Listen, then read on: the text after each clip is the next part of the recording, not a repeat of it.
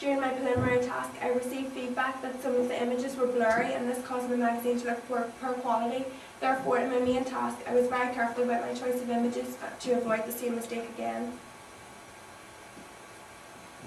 Through the task, I have gained much knowledge as to how the media industry works and that I was unaware of before. The need to create an advertising pack for potential advertisers was a new aspect to me that I hadn't thought of before. I achieved this through distributing questionnaires to my target audience and finding out their favourite foods, shops, fizzy drinks and music genres. This information can then be used to create a reader profile for the target audience of my magazine.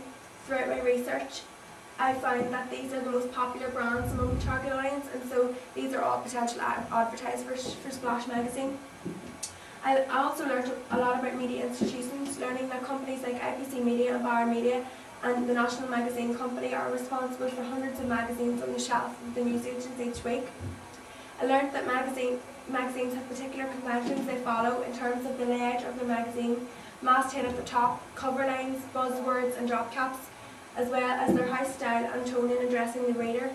Many magazines, like Splash magazine, are conventional in their writing and often use the personal pronoun we and frequently use quotations to anchor their points.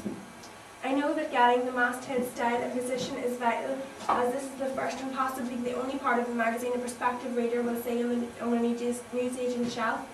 Each magazine is in competition with hundreds of others and they need a unique selling point to be noticed. I learned that almost all of magazine revenue is generated through advertising, so this is one of the most important elements to get right. This is all driven by the target audience, which I had firmly in mind throughout my production, both male and females aged 14 to 22. Communication skills. I have learnt much about communication throughout the media task. The need for communication with the models for the photo shoot was essential. I had to organise a date, time and location, and on the actual photo shoot dictate the clothing, poses and types of shots that I wanted.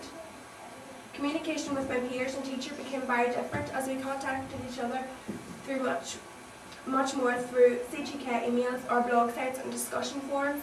This brought me into a whole new age of technology and helped me to get to grips with the forms of communication that I wouldn't have previously used on a daily basis. This is the St. Catherine's College Teachers blog. On this, work for each week that was needed to be completed was posted, and so we could keep up to date on the tasks that needed to be completed. The discussion forum could be used to get peer opinion or simply chat about YouTube clips, and was a useful way to keep in touch. Using a questionnaire to gauge peer opinion is another useful means to communicate with a wide group of people, and this is something I used at the beginning of my task, and that's just a little section of my target audience questionnaire. My final products. It's my music magazine for a cover, contents page, and double page spread.